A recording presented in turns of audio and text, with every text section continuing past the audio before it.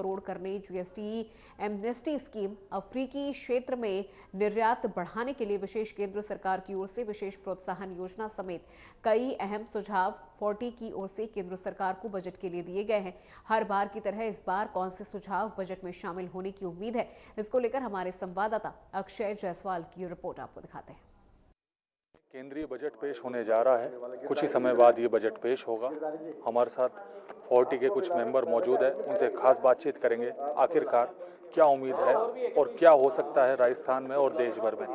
हमारे साथ जो 40 के अध्यक्ष है सुरेश अग्रवाल जी, उनसे भी खास बातचीत करेंगे। सुरेश जी, किस तरीके से समझते हैं इस केंद्रीय बजट को? जो आने वाला केंद्रीय बजट है, तो मैं सबसे पहले तो आज हमारे देश के माननीय प्रधानमंत्री श्री नरेंद्र मोदी जी को, जो आज ईयू और इंडिया के बीच में एफटीए हुआ है, उसके लिए बधाई देता हूं। और उससे रिलेटेड मेरे को हम लोग ये समझते हैं कि पीछे ट्रम्प टैरिफ को लेके इंडिया में थोड़ी सी एक्सपोर्ट को लेके थोड़ी सी टेंशन थी। और एक्सपोर्ट हमारा पिछले कुछ सालों में, कुछ एक साल में जब से ट्रम्प टैरिफ लगा, उसमें अमेरिका को होने वाले एक्सपोर्ट में कमी आई थी। तो हम लगातार सरकार के लेटर के माध्यम से सरकार के साथ सुझाव दे रहे थे। और हम ये उम्मीद करते हैं कि सरकार का फोकस इस बार एक्सपोर्ट पे रहना चाहिए। और एक्सपोर्ट में अफ्रीका ऐसा कॉन्टिनेंटल है जहां बहुत सारी कंट्रियां हैं, जहां अपना जो लागत है उसका प्रोडक्शन का 85-90% वो इंपोर्ट करते हैं। तो उम्मीद ये है कि सरकार अफ्रीका को लेके एक्सपोर्ट में ज़रूर कुछ ना कुछ रियायतें देगी। हालांकि पीछे 2.75% इंटरेस्ट सब्सिडी घोषित की है, पर वो कुछ HSN कोड पे है और कुछ पे नहीं है। तो मैं ये उम्मीद करता हूं कि अफ्रीका कॉन्टिनेंटल के लिए टोटल एक्सपोर्ट पे सरकार कुछ रियायत और ज़्यादा रहेगी, कुछ ड्यूटी ड्रॉबैक भी बढ़ाएगी, कुछ और प्रोत्साहन खासकर एग्जीबिशन को लेके भी वहाँ देगी, ताकि वहाँ हमारा एक्सपोर्ट बढ़ सके। और आने वाले टाइम में जैसे अभी अमेरिका दादागिरी कर रहा है, इस तरह की दादागिरी कोई भी कंट्री इंडिया के साथ ना कर पाए। जी देखिए, जिस तरीके से एक्सपोर्ट को लेकर यहाँ पर काफ़ी चर्चा की है, क्या कहना चाहेंगे केंद्रीय बजट को लेकर? किस तरीके से देखते हैं आने वाले बजट को आप? देखिए, अभी जो नियर फ्यूचर है वो इंडिया का है।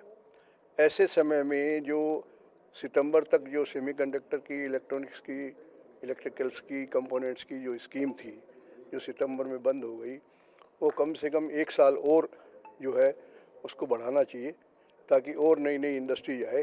क्योंकि पिछले टेन्योर में उतनी इंडस्ट्री जितनी उम्मीद कर रहे थे उतनी के आश्वासन नहीं मिले। तो 1 साल अगर और बढ़ेगी स्कीम तो बहुत ज़्यादा इन्वेस्टमेंट आएगा और बहुत सारी इंडस्ट्री आएगी। और अब चूँकि ईयू के साथ ये जो हुआ है पैक्ट, उससे और भी इंडस्ट्री को प्रोत्साहन मिलेगा और इसमें इंडिया की में और इंडस्ट्री आएगी और रोजगार मिलेंगे। जी देखिए, इन्वेस्टमेंट के साथ साथ जो इंडस्ट्री आएगी, सीधे तौर पर यहाँ पर बात की है। क्या कहना चाहेंगे आपकी बार जो केंद्रीय बजट है, क्या कुछ चाहते हैं केंद्र? देखिए, हमें व्यापारियों को जीएसटी से लेकर के बड़ी उम्मीद है कि जीएसटी कंप्लायंसेज को और भी आसान किया जाएगा। और जो कंपोजिशन स्कीम है उसकी लिमिट भी करीब जो अभी 1.5 लाख है उसको बढ़ाकर तकरीबन 4 लाख तक पहुँच जानी चाहिए सरकार को।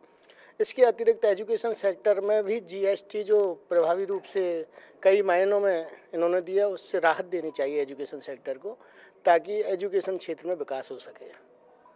बिल्कुल, एजुकेशन सेक्टर की भी यहाँ पर बात हुई है। और 40 यूथ विंग के जो अध्यक्ष हैं, युवा हैं आप, तो क्या कुछ मांग करते हैं केंद्र सरकार से, क्या उम्मीद है?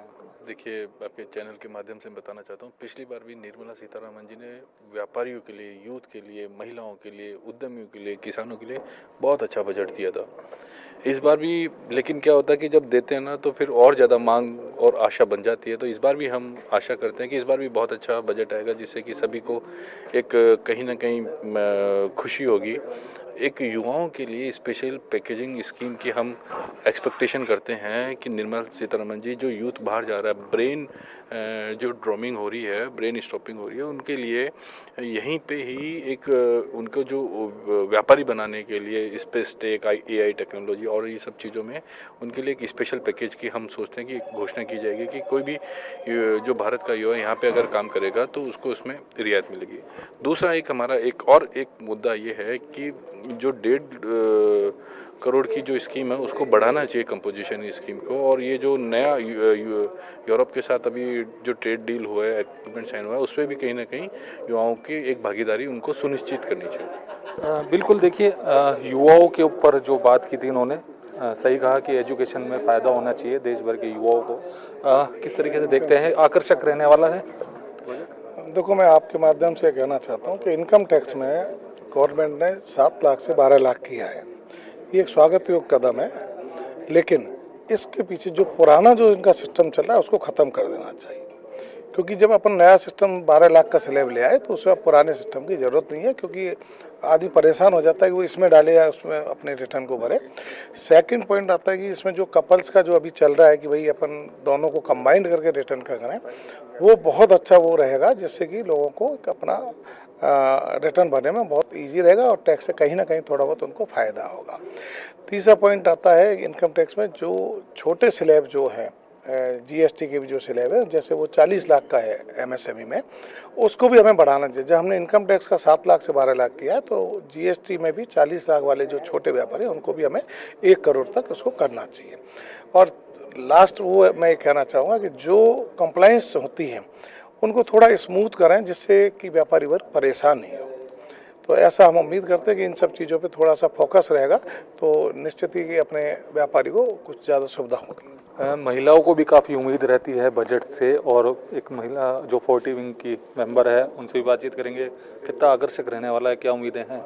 देखिए, हमेशा स्टेट गवर्नमेंट हो या सेंट्रल गवर्नमेंट हो, बजट में हमेशा कुछ अच्छा प्रोविज़न होता आया है महिलाओं के लिए। इस बार सेंट्रल गवर्नमेंट का बजट है और एज एन इंडस्ट्रियल प्रेसिडेंट 40 की विंग की प्रेसिडेंट होने के नाते एक उम्मीद इस बार बहुत ज़्यादा है कि जब भी इंडस्ट्रियल पार्क बनाते हैं तो उसमें एक रिजर्वेशन महिलाओं के लिए होना चाहिए, क्योंकि जो महिलाएं हैं वो अपने वर्क लाइफ बैलेंस, कहीं ना कहीं इनकम टैक्स, कहीं ना कहीं लोन और स्किल डेवलपमेंट के लिए हमेशा एक जो है कोशिश करती रहती है कि ये इंक्रीज़ हो। तो इसके लिए महिलाओं की सुरक्षा के लिए इस तरीके के अगर प्रोविज़न गवर्नमेंट देती है, वन विंडो पोर्टल जहाँ पे उनकी सारी चीज़ों का सॉल्यूशन हो सके, इस तरीके की उम्मीदें इस बार हमें सेंट्रल बजट से हैं।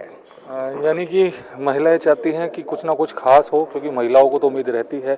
क्या कहना चाहेंगे, अब की बार केंद्रीय बजट पेश होने वाला है कुछ दिनों बाद, क्या कुछ आकर्षक रह सकता है? आप लोग क्या चाहते हैं? देखिए, व्यापार जगत के लिए तो बहुत आशाएं हैं केंद्रीय बजट से, क्योंकि केंद्रीय बजट पूरे भारत देश में आज जो स्थिति है एमएसएमई और मध्यम व्यापारियों की बड़ी दयनीय है। इस पर बजट को लेकर हम उम्मीद करते हैं कि चाहे वो जीएसटीज हो, उसमें जितनी भी संगतियां हैं उसको दूर करना चाहिए, इनकम टैक्स में रिलीफ देना चाहिए।